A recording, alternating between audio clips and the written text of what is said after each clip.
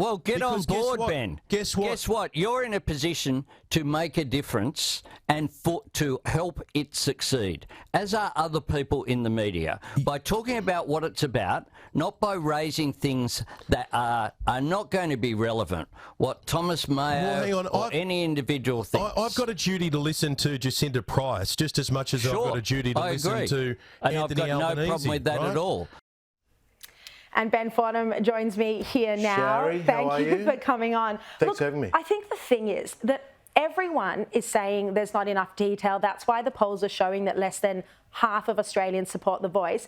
And they feel that journos never ask tough questions. And today, for nearly 40 minutes, you grilled the PM. Yeah, I interviewed Anthony Albanese in mid-January. I think it was about January 18. 6 months ago. Yeah, that was an interview that Peter Dutton later described that day as a train wreck, because it was one where I just asked him simple questions. You know, are people appointed or elected? Are they going to have premises? Those things that kind of people, when they try and imagine what something's going to be, you try and fill in some of the blanks. And I think at the time Anthony Albanese said, well, it's a bit like building a bridge. You know, you don't necessarily work out all of the lanes and the tolls to begin with.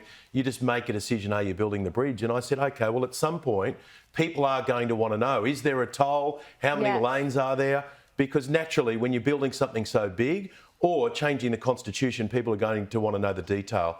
So it has been a while between drinks, but I sent a note to him yesterday and said, look, I think it's probably time again to come along and have a chat. He said, OK, let's do it. And we had the conversation today. Look, let me just say, I think Anthony Albanese is a thoroughly decent human being. I think his heart is in the right place, but his head's got to get in the right place at the moment. I put it to him today, Shari, that there's a win-win here for Anthony Albanese, and that is he can get his voice through legislation, and he can also get what we all want, Indigenous recognition in the Constitution, through a referendum. Take the win-win. At the moment, he's got a lose-lose. You have a look at Newspoll's dropped, I think, about 15 points from the start of the year to where it is now, as far as support for the yes case.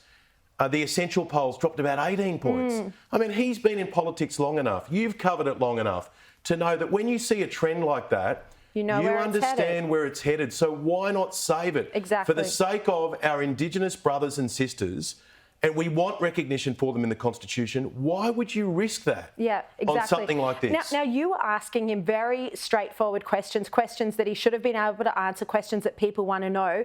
But he accused you of reading from the No pamphlet. And let's just have a look at how that interaction went down. Yes or no, will the Voice be able to speak directly to the RBA? Well, I can't talk directly to the RBA board. So no? And I'm the Prime Minister. No, Ben. Okay. Can I make this point? Because I know where you're reading from. You're reading from the No pamphlet. I'm not reading. Excuse me, Prime Minister. Well, that's in the No pamphlet. Excuse me. Well, that quote is in the No pamphlet. Excuse me. Well, it is. I am not reading from the No pamphlet. I'm reading from my own questions that I have written. No, I'm on a flow here. Well, when you finish... You've just accused me of reading from a pamphlet. No, I didn't. So I said those quotes are from the No pamphlet, which they are. Excuse me, Shari. Excuse me. Isn't it embarrassing when you watch yourself back on TV? I don't know whether you have that. But I don't know. I'll just ask the Sky News viewers. Did Anthony Albanese accuse me of reading from the No pamphlet? Because then a few seconds later he said, oh, no, I didn't. I just said that they were the quotes that were also on the pamphlet. I didn't have the No pamphlet with me in the studio. I did the day before because they just landed during our show. We got the yes one and the no one, and I read through them while I was on air. But no, I sat down last night. I only found out yesterday afternoon he was coming on, so I sat down and thought, this is vitally important. I feel this and the importance of it. And I've spoken to Anthony Albanese both on air and off air about it. I've spoken to him about my fears for a no result. I worry about the day after a no result. Yeah. And that's why I'm saying to him, and I again say to him right now, save it. Anthony Albanese understands he's a political warrior. He's a rugby league fan. He loves his South Sydney Rabbitohs. Take the win. There's a win there. Exactly. You can have your voice. You can have recognition. And he even questioned today when I said to him, look, it'll be overwhelming support if you put that simple question. And he said, will it? So he was even doubtful that even if he just had Indigenous recognition in the Constitution, that would get up. He seemed to question that. But if this goes down, he's going to have to answer to this decision-making right now about why he hasn't decided to pivot and save it. Yeah. All right, let's have a look at one of the other pivotal moments from your interview. What if the Voice says, after dealing with health and education and the justice system, what if 12 months down the track, the Voice says, we want to change the date of Australia Day? What do you say as Prime Minister? What we say is that we have no plans to change Australia Day. You'll say no? We say we have no plans, absolutely. And what's made But clear, you'll say Ben, to the Voice no? Of course we will. If we don't agree with them, of course we will. I think one of the other really fascinating points you made, and we can have a look at that in a moment, is when you said to him, why not just legislate the Voice body? And if the public don't like it, then, then some future government can take that to an election and vote it out. And this is how democracy works. And just on that, the Australia Day example, right?